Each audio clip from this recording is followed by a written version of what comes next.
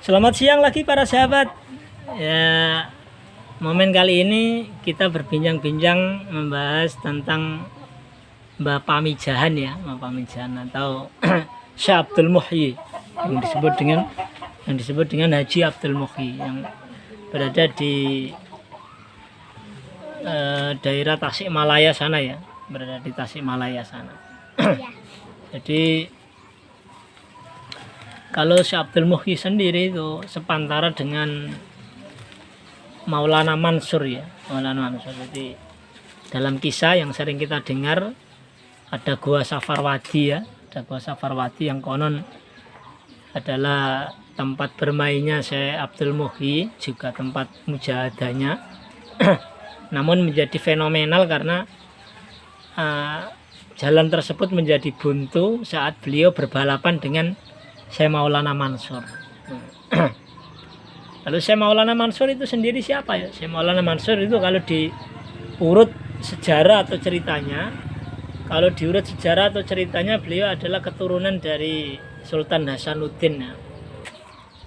Dan jika ditilik lagi berarti beliau adalah keturunan dari Syekh Syarif Hidayatullah atau yang terkenal dengan Sunan Gunung Jati. Jadi Syekh Maulana Mansur adalah putra dari Sultan Tirtayasa ya. Beliau adalah putra dari Syekh Abdul Qadir ya, Muhammad Abdul Qadir.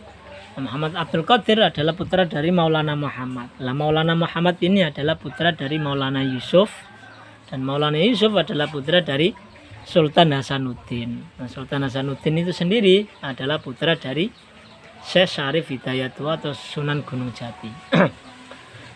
Jadi itu beliau berdua adalah teman. Nah, Syekh Abdul Muhyi sendiri siapa? Syekh Abdul Muhyi sendiri adalah, jika diurut, beliau mempunyai jalur keturunan. Kalau dari ayah adalah beliau keturunan dari Sunan Giri. Kemudian kalau dari ibu beliau atau kebalik ya, dari keturunan jadi kalau dari ibu itu beliau adalah keturunan dari Sunan Giri ya. Jadi dari Ratu Tangan Zia itu ibunya si Syekh Abdul Muhyi. Sedangkan kalau dari ayah beliau adalah dari Raja Galuh atau raja di tanah Pasundan tersebut. Jadi sedangkan masa hidupnya Syekh Abdul Muhyi adalah sekitar abad ke-17 ya, 1600 lebih. Yaitu setelah era Wali Songo itu sendiri. Berarti kalau diurut ya memang putra dari atau cucu dari Sunan Giri ya, atau cicit ya, gitu, turunan keempat atau kelima dari Sunan Giri itu sendiri. Jadi para sahabat, kemudian kenapa disebut dengan Pamijahan ya? Nanti ada dua riwayat ya yang mengatakan asal mula daerah Pamijahan itu sendiri, yaitu tempat makom dari Syekh Abdul Muhyi atau Mbah Pamijahan itu sendiri. Namun yang paling masyhur adalah Pamijahan, yaitu dari kata mija itu ya, memija. dalam ilmu peternakan kita kenal dengan mija lele ya, mija lele, yaitu menelurkan benih lele menjadi peranakan atau bibit-bibit kecil itu. Sehingga disebut kata mija, yaitu saking banyaknya ya, yaitu dengan sebuah harapan bahwasanya hari esok kelak bahwasanya desa Pamijahan atau tempat makamnya Syekh Abdul Muhyi tersebut akan ramai dikunjungi oleh banyak orang. Itulah disebut dengan Pamijahan. Kemudian ada Gua Safarwadi ya, Gua Safarwadi yang disinilah saya akan membahas Gua Safarwadi. Yaitu pada saat tersebut Syekh Abdul Muhyi itu banyak atau mendapatkan isyarat untuk mencari sebuah tempat, untuk bermujahadah untuk menenangkan diri kepada Allah. Nah, ciri-cirinya tempat tersebut adalah jika ditanami apapun, entah padi atau apa ya, biasanya padi ya. Kalau ditanami padi, maka hasil dari padi jika ditanam satu maka hasilnya juga satu. Jika tanam 10 maka hasilnya 10. Sehingga untuk mencari tanah tersebut Syekh Abdul Muhyi banyak berkelana ke sana kemari Sehingga banyak sekali tempat-tempat yang dicari oleh Syekh Abdul Muhyi sendiri. Maka dalam cerita Syekh Abdul Muhyi pernah singgah di Kuningan, Dharma Kuningan ya. Juga pernah singgah di daerah Lebak Sio, kemudian juga pernah menetap ya, terutama di Pamijahan tersebut, daerah Tasikmalaya tersebut. Nah, ketika berada di atas gunung ya, yang disebut dengan Gunung Mujarot tersebut, nah, Syekh Abdul Muhyi merasakan sebuah ketenangan yang luar biasa. Kemudian beliau mendengar gemercik air. Gemercik air tersebut ditelusuri, kemudian ternyata di dalam tersebut ada gua. Nah, jadi di dalam gua itu maka banyak sekali ya, ada dan mengatakan gua tersebut adalah gua peninggalan Syekh Abdul Qadir Jailani ya. Dalam sejarah-sejarah banyak tentang buku-buku atau prasasti mungkin ya, peninggalan-peninggalan yang menyatakan bahwasanya gunung tersebut adalah peninggalan dari Syekh Abdul Muhyi. Juga Syekh Abdul Qadir Jailani. Juga di situ juga gua tersebut juga peninggalannya Wali Songo. Maka konon di dalam gua tersebut ada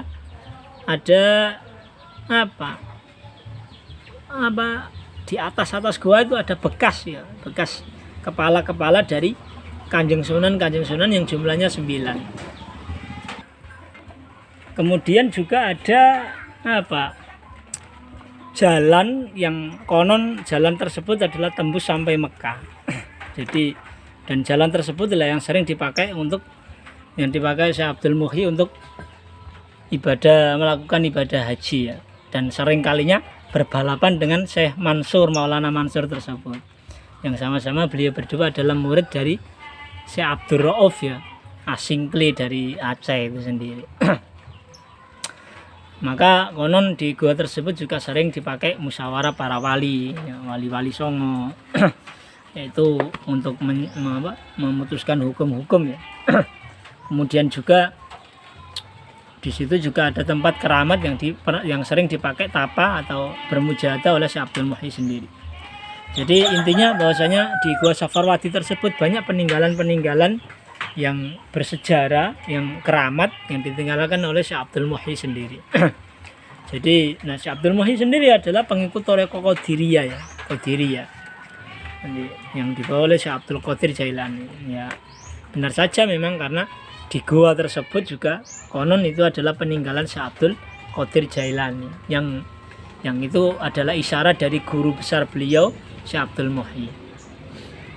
Kemudian seperti yang saya singgung di depan tadi, bahwasanya konon Syekh Abdul Muhyi bersama Syekh Maulana Mansur itu pernah berlomba lari. Jadi sama-sama melaksanakan ibadah haji di Mekah, kemudian pengen kembali ke Tasikmalaya atau Jawa Barat ya. Dari Mekah menuju Tasikmalaya atau Jawa Barat. Nah, mereka berdua itu berlomba. Siapa yang menang adalah siapa yang sampai duluan di tanah Jawa tersebut. Nah, keahliannya Syekh Abdul Muhyi adalah di dalam tanah, yaitu lewat gua-gua tersebut. Sedangkan Syekh Maulana Mansur adalah di darat, yaitu dengan menggunakan kecepatan larinya. Ya sama-sama wali ya, sama-sama wali. Jadi akhirnya beliau melaksanakan lomba, dimulai dengan start ya, kemudian lari bersama-sama.